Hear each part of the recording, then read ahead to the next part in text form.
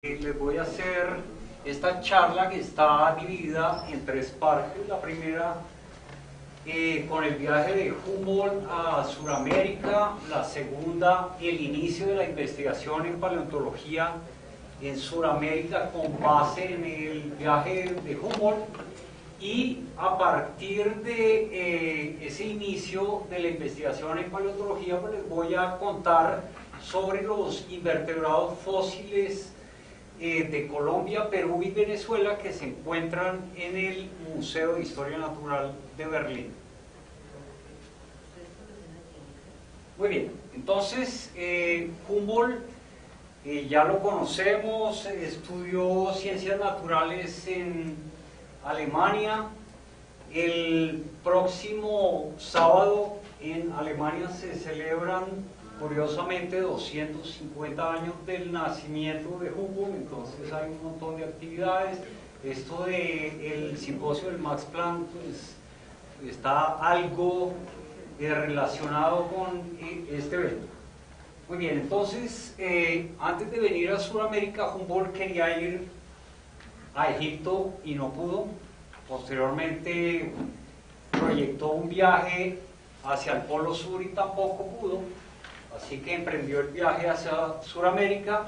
El plan inicial de Humboldt era llegar directamente a Cuba, pero tuvo un problema, o mejor, en el barco en el que venía hubo unos problemas de sanidad, así que tuvieron que desembarcar en Caracas, en Venezuela. Así que la primera expedición de Humboldt en 1799 fue en lo que actualmente es Venezuela. De Venezuela pasa a Cuba y de Cuba proyecta un viaje a Panamá, pero por condiciones atmosféricas tuvo que desviar el rumbo y terminó en el Golfo de Morrosquillo, y estando allí decidieron llegar a Cartagena. Desde Cartagena él emprende el viaje hacia Santa Fe de Bogotá, porque quería conocer a Mutis o entrevistarse con él, y después de salir de Santa Fe de Bogotá pues toma hacia el sur, llega a Popayán, a Quito, a Lima, y luego en barco se dirige hacia México, pasa por Estados Unidos y se regresa en 1804 a Europa. Muy bien.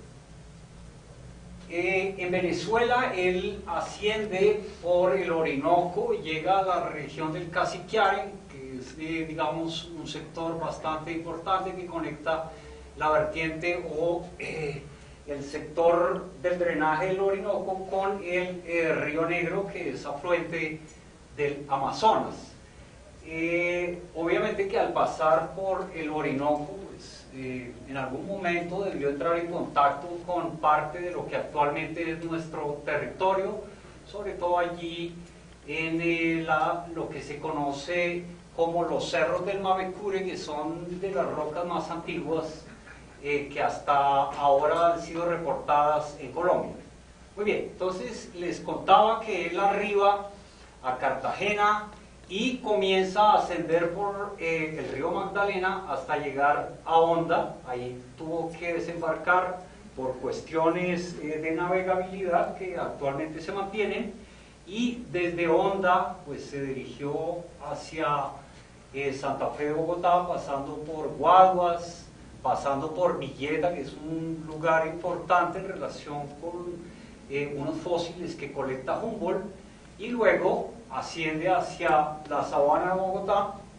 Estando en la sabana de Bogotá pues visita sectores de Soacha, visita Zipaquirá, en donde mira algo de las salinas, y también llega a Muso en relación con las Esmeraldas.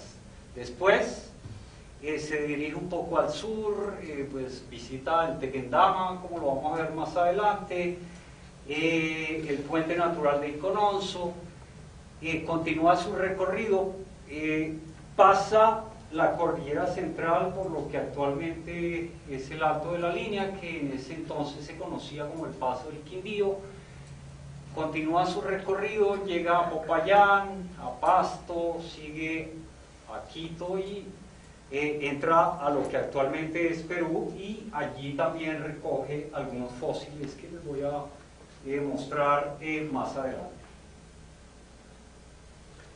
Entonces, aquí hay algunas ilustraciones de Humboldt y de algunos de sus acompañantes, como Degenhardt y no me acuerdo ahorita el nombre del francés. Ustedes, exactamente, ustedes lo conocen más que yo. Bueno, entonces, Humboldt, como está formado en ciencias naturales, pues obviamente le gusta más la botánica, así que recoge montones de plantas que para él son desconocidas, algunos animales, hace descripciones geográficas. Como tiene bases geológicas, también va a introducir algunos conceptos importantes en lo que tiene que ver con la geología. Pues aquí hay algunas de las publicaciones de él, algunas en francés, otras en alemán. Algunas de estas publicaciones hacen referencia a unidades geológicas que actualmente se mantienen, como las capas del Villeta, que antes se le achacaban a Hettner, pero en realidad corresponden a Humboldt. Desde luego que la publicación más importante de Humboldt pues es Cosmos, que sigue siendo un clásico y mucha gente pues lo lee una y otra vez, a pesar de que el alemán en el que está escrito este libro es un alemán antiguo y bastante complejo, muy complejo. Bueno, entonces ustedes mejor que yo saben que uno de los objetivos de Humboldt era conocer a José Celestino Mutis, quien por ese momento adelantaba la expedición botánica, y pues allí entró en contacto con algunas personas que le colaboraban a Humboldt, con Triana, con Francisco José de Caldas, que lo acompañó en algunos de sus recorridos. Por ahí hay algunos cuentos en relación a la vida social que llevaba Humboldt. En fin, no se sabe si son celos o qué sé yo, pero de todas maneras Caldas y Humboldt pues intercambiaron conocimientos. Caldas aprovechó mucho el conocimiento de Humboldt, y algunos de los aparatos que traía pues le llamaron poderosamente la atención. Entonces, por ejemplo, Humboldt traía un barómetro con el cual pudo determinar pisos térmicos, la vegetación que acompañaba a esos pisos térmicos. Realizó unos aportes muy importantes en relación con este tipo de aspectos. Algo curioso en relación con esto es que lo que tenemos aquí en el trópico y lo que podemos recorrer desde la línea de costa hacia, digamos, donde están las nieves perpetuas, es lo mismo que se replica desde el Ecuador hacia los polos, ¿cierto? Muy bien. Desde el punto de vista geológico, pues Humboldt nos habla de la existencia de los volcanes de lodo, es decir, lo da a conocer en sus escritos. Igualmente introduce algunas especies de plantas, el famoso Capitán de la Sabana, que ya casi terminamos, no solo con la contaminación, sino con la sobrepesca, bueno, y otras especies de animales. Obviamente no me voy a detener mucho en esto, es simplemente contarlo porque considero que es importante. Bueno, en relación con el salto del Tequendama, pues Humboldt se maravilló. Obviamente el agua para ese momento no era tan oscura como en la actualidad, y pues realiza el cálculo de la altura del salto por método indirecto.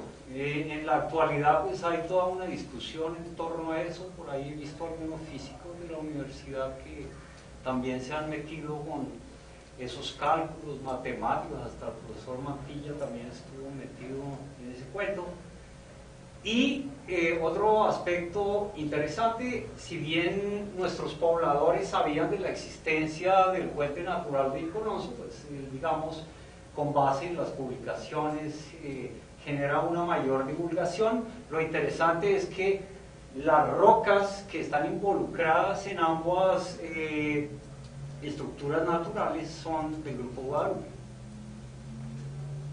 Entonces ya comencé a meterme con geología.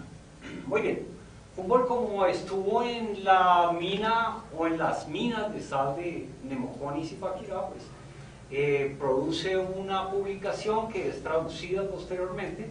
Allí tenemos una ilustración del interior de la mina de sal, que ahora es una catedral.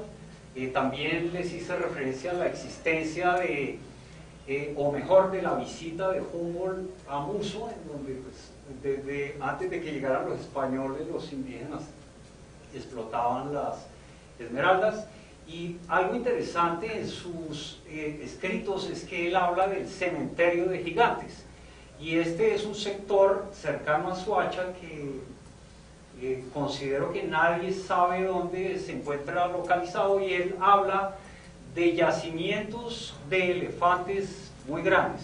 Entonces debe corresponder a mastodontes, ¿cierto? Pero repito, nadie conoce el sitio, que yo sepa, nadie ha tomado fósiles de allá y no se ha hecho ningún tipo de publicación, pero pues bueno, en el altiplano no es extraño encontrar este tipo de fósiles. Muy bien, yéndose un poco al sur, pues entonces esta ilustración famosa del Chimborazo, entonces él no solo involucró aspectos geográficos, sino también aspectos paisajísticos que incluía pues algunos indígenas que habitaban en este sector, y pues obviamente a través de sus publicaciones parte de nuestro de Sudamérica pues se hizo famosa, llamativa, en fin. Ahora vamos a pasar a otra parte que tiene que ver con el inicio de las investigaciones en paleontología en Sudamérica, no en el mundo. Simplemente porque Humboldt, a través de sus recorridos, como ya mencioné, en Colombia y en Perú, colectó algunos fósiles y comenzó a hacer algunas descripciones en torno a la geología y al tiempo geológico, pero eran cosas muy básicas.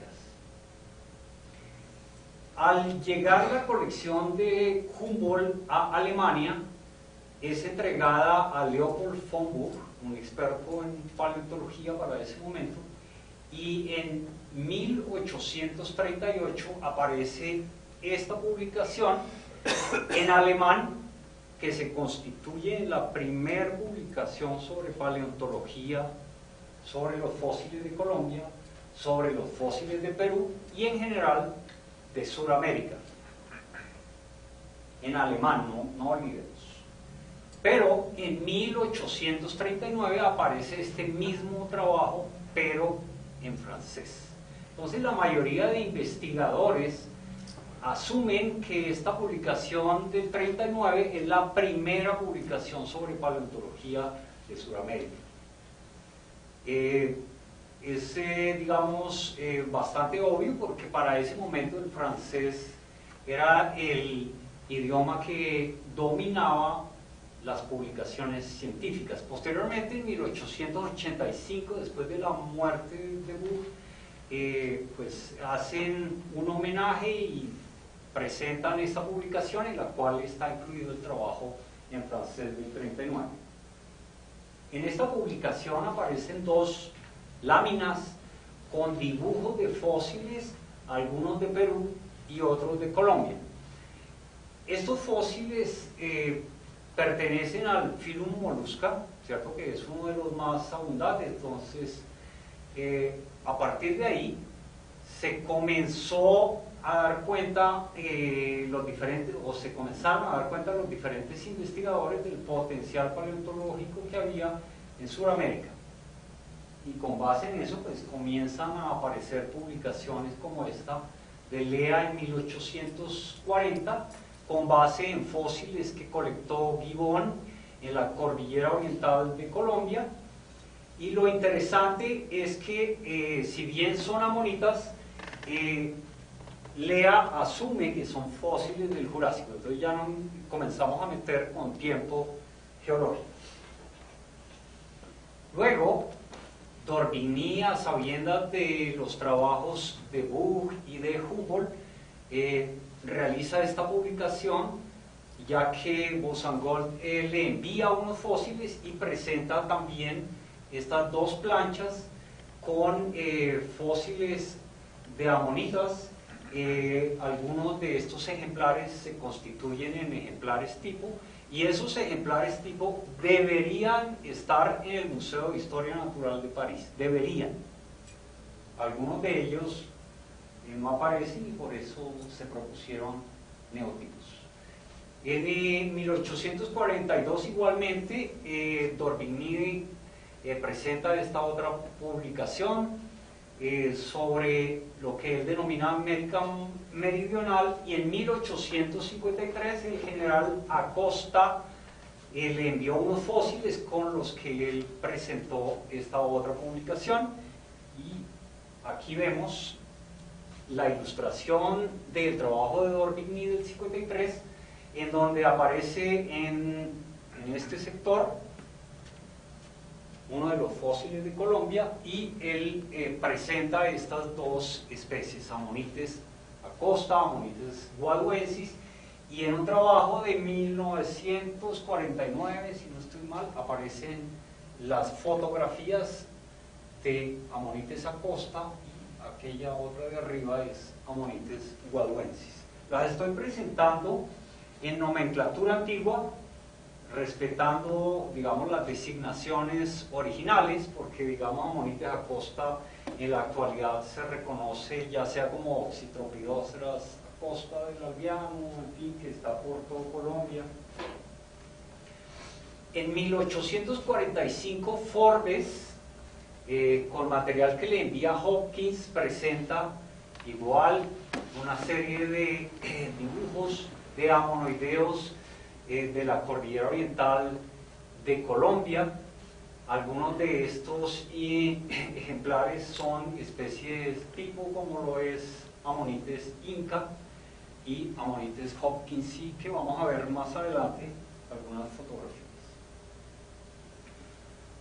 Bueno, impulsado por Humboldt y recomendado también por Humboldt, llega inicialmente a Venezuela Hermann Karsten entre 1844 y 1847, posteriormente regresa en 1848 y permanece allí en Venezuela hasta 1852, luego pasa a Colombia cruzando la serranía del Perijá, llegando pues, a lo que actualmente es La Guajira, posteriormente pasa al Cesar y comienza a venirse hacia el sur, hacia Bogotá, y pues él permanece en nuestro territorio y en Ecuador entre 1852 y 1856. En 1858 Hermann Karsten presenta esa publicación en alemán, y ese mismo trabajo, pero ya muchísimo más mejorado, aparece en francés en 1886. Lo interesante de este trabajo es que aparece el primer mapa geológico de Venezuela, Colombia y Ecuador. Karsten conoció a Agustín Codazzi en el momento en el que él realizaba el trabajo cartográfico en Venezuela, así que parte de ese mapa es del trabajo de Codazzi, y posteriormente pues, sabemos que Codazzi llega a Colombia para realizar la comisión coreográfica. Bueno, en el trabajo de Karsten, tanto en alemán como en francés, es más, hay una versión en castellano traducida para la revista de la Academia Colombiana de Ciencias Exactas, Físicas y Naturales, aparecen estas 6 ilustraciones de dibujos que son muchísimo mejores que los trabajos de Buch, ¿cierto? Entonces ahí igualmente lo que dominan son los moluscos. Existen algunos braquiópodos por aquí y microfósiles que más adelante les referiré. Con base en los trabajos no solo de Humboldt, de Buch y de Karsten, llega a Colombia un geógrafo, Alfred Hettner, que publica inicialmente este trabajo en alemán, La Cordillera de Bogotá, que posteriormente es traducida, y curiosamente él como geógrafo y trabajando con geomorfología introduce una serie de conceptos importantes para los geólogos que hasta la actualidad están en vigencia, como el grupo Guadalupe, como Girón, como Honda, en fin.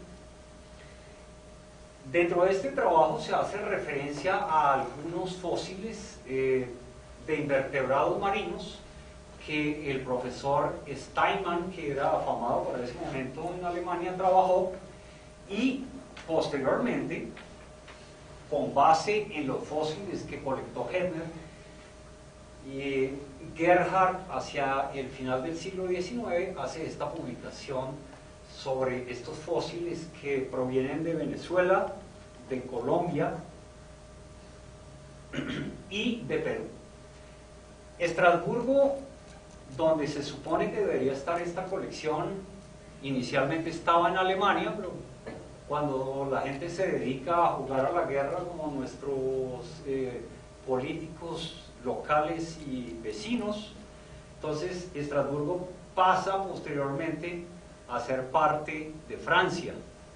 Y en la actualidad hay versiones de que esta colección sufrió un incendio y que muchos de los ejemplares se perdieron. Otros dicen que no es cierto. Bueno, en fin, hay este problema y el lío que hay con esta colección es que algunos de los ejemplares que están ahí ilustrados pues corresponden a ejemplares tipo, entonces si se perdieron pues hay que reemplazarlos. Muy bien, ya para cambiar un poquito y metiéndonos con nuestra universidad, nos contaba la rectora ayer en el simposio del Max Planck que Francisco de Paula Santander se reunió en Alemania con el hermano de Humboldt y allí él le transmitió una serie de cosas interesantes porque el hermano de Humboldt cambió el modelo de educación en Alemania y Santander intentó replicar ese cambio para lo que era la Universidad Central y posteriormente para el surgimiento de la Universidad Nacional de Colombia, que dicen que se fundó en septiembre de 1867, los que saben, ¿no? Desde antes del nacimiento de la Universidad Nacional, pues existía la Escuela de Ciencias Naturales que involucraba, pues, obviamente la paleontología, la mineralogía y la geología. Muy bien, entonces heredamos un poquito, digamos, de Humboldt. Bueno, ahora voy a hablar de los invertebrados fósiles de Colombia, Perú y Venezuela con base en la colecta inicial que lograron Humboldt y sus acompañantes y posteriormente Karsten. Me refiero únicamente a las colecciones de estos invertebrados que están en el Museo de Historia Natural de Berlín, porque actualmente me encuentro en año sabático y tuve la oportunidad en este año, entre abril y junio, de visitar nuevamente el museo, en donde tomé unas fotografías que les voy a mostrar más adelante. Los fósiles de los que voy a hablar involucran desde el Triásico, más o menos unos 250 millones de años, hasta el Cretácico, hasta unos 66 millones de años atrás, es decir, les voy a hablar de un momento del tiempo geológico del orden de los 100 millones de años. Muy bien, en relación con el Museo de Historia Natural, el profesor Mantilla en el 2016 saca esta columna en El Espectador sobre el baúl de mariposas que se encontraron allí en el Museo de Historia Natural de Berlín. pues sí, es una historia muy interesante, bastante particular, porque la persona que hizo la colecta naufragó en la mitad del Atlántico, etcétera, etcétera. Entonces, como esto salió en el portal de la universidad, pues yo simplemente inocentemente mandé un correo electrónico diciendo que si bien allá existía esa colección, también existía la colección de Humboldt y la colección de Carsten, y que consideraba que valía la pena informarle a la comunidad en general de que también habían otras cosas fantásticas.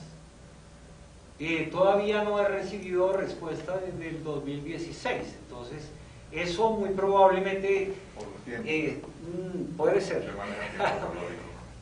Puede tener un trasfondo, y es que simplemente las colecciones paleontológicas por las que he peleado tanto dentro de la universidad pues no tienen mayor valor, desafortunadamente. Muy bien, esto es una anécdota, ¿no? Entonces, volviendo al Museo de Historia Natural, que antes estaba asociado a la Humboldt Universität o a la Universidad de Humboldt allí en Berlín, allí en este museo se encuentran estas colecciones de fósiles que ya fueron mostradas en los dibujos tanto de Buch como de Carsten. Es claro que al final de la Segunda Guerra Mundial, pues este edificio fue afectado. Afortunadamente esas colecciones no salieron muy afectadas, no fueron, digamos, realmente dañadas. Interesante es que los fósiles estaban en este edificio que alberga el museo como tal para el público,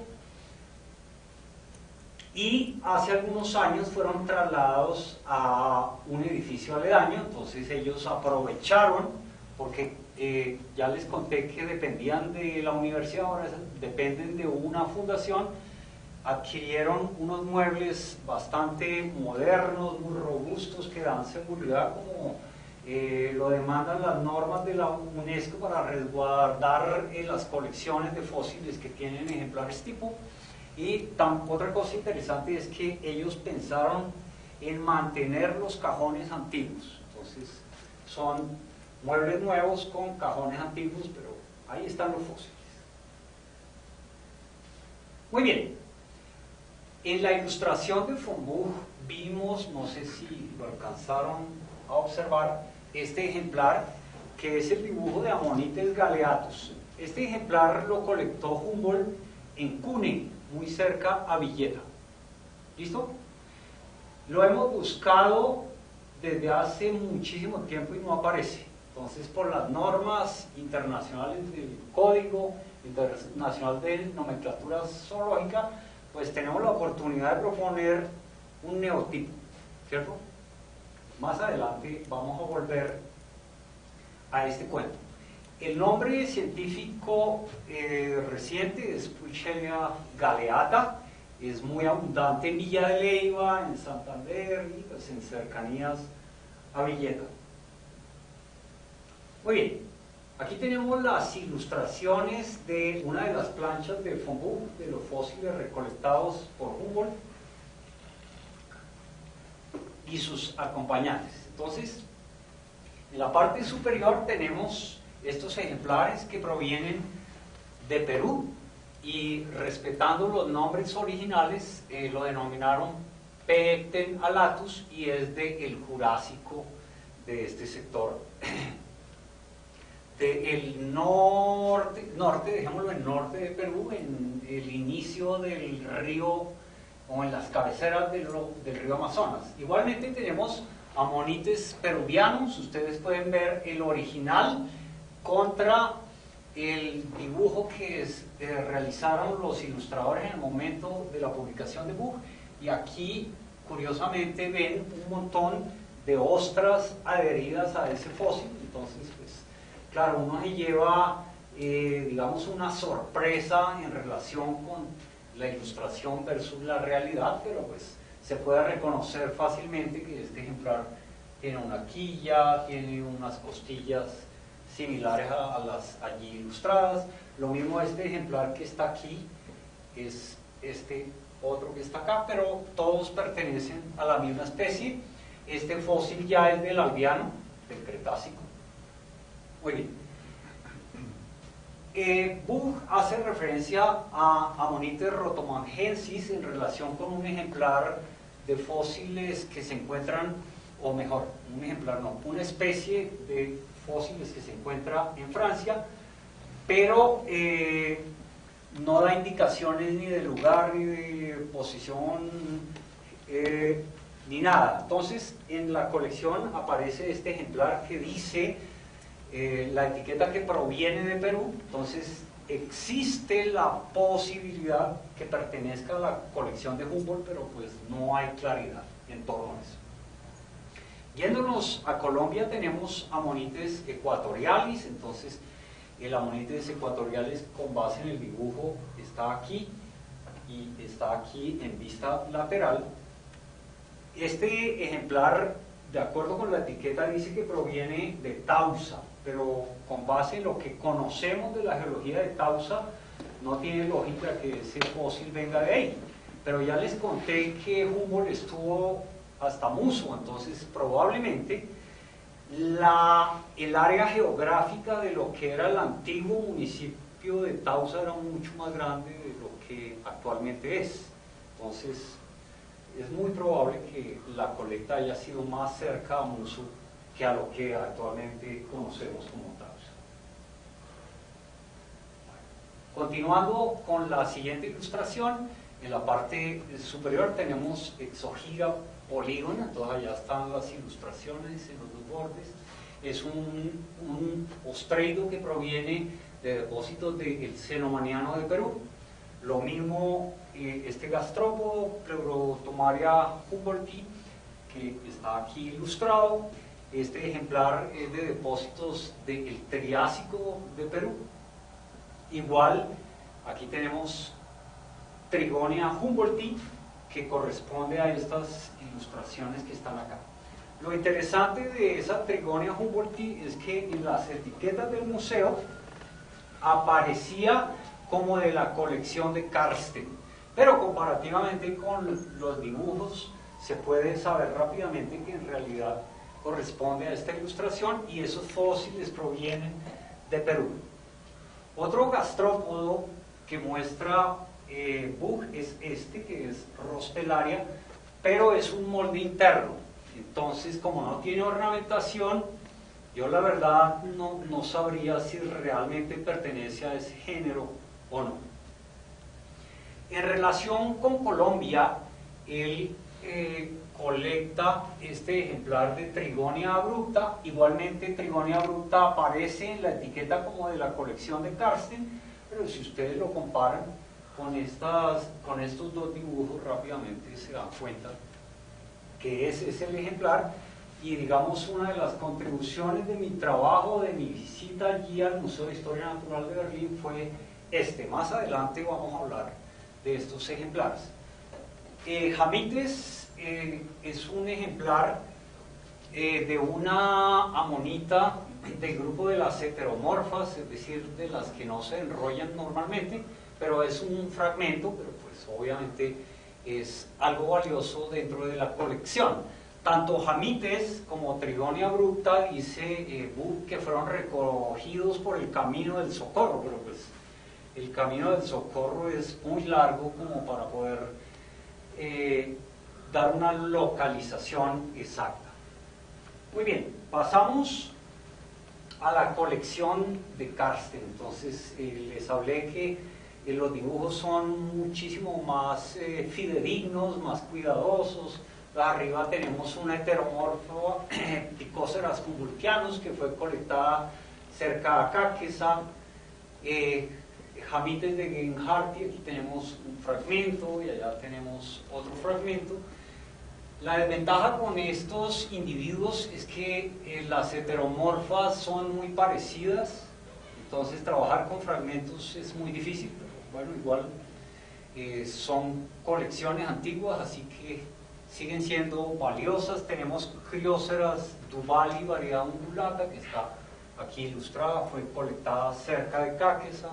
Tenemos Lindilla helicoceroides, que aquí está el dibujo, colectada cerca a Vélez. Santander. Y esta, pues sí, rápidamente, sin hablar mucho, se sabe de dónde proviene la Ammonites huacensis. Dentro de la colección de Karsten, Ammonites caquecensis, que es este dibujo que está aquí, no apareció. Entonces, bueno, vamos a seguir escarbando, o ellos van a seguir escarbando por allá en las colecciones a ver qué se logra. En relación con Ancylosera beirishi, aquí ustedes observan una reconstrucción maravillosa, pero la realidad obviamente es otra. Simplemente es un fragmento del fósil que con base en otros fragmentos pues se llegó a esa reconstrucción. Ese ejemplar también viene de cercanías a Vélez. Y Ammonites noguerati, que es un ejemplar que proviene de depósitos del Hauteriano de Colombia y fue colectado en cercanías a Caqueza. Igual, este segmento de aquí pues, es una reconstrucción que era muy común en esos tiempos cuando simplemente dibujaban los fósiles. Aquí tenemos otras ilustraciones. En la parte superior tenemos baculites. Pues el término baculites hace referencia a que son fósiles con forma de báculo. Entonces arriba tenemos Granatensis y Maldonadi. Estos ejemplares provienen de Insac, Cauca. Entonces Karsten caminó desde La Plata hacia Popayán y en ese instante encontró fósiles. En honor a Triana introduce el Ammonites trianae, que está aquí. También habla de Ammonites compresísimos, que es este otro, es una especie presente en Francia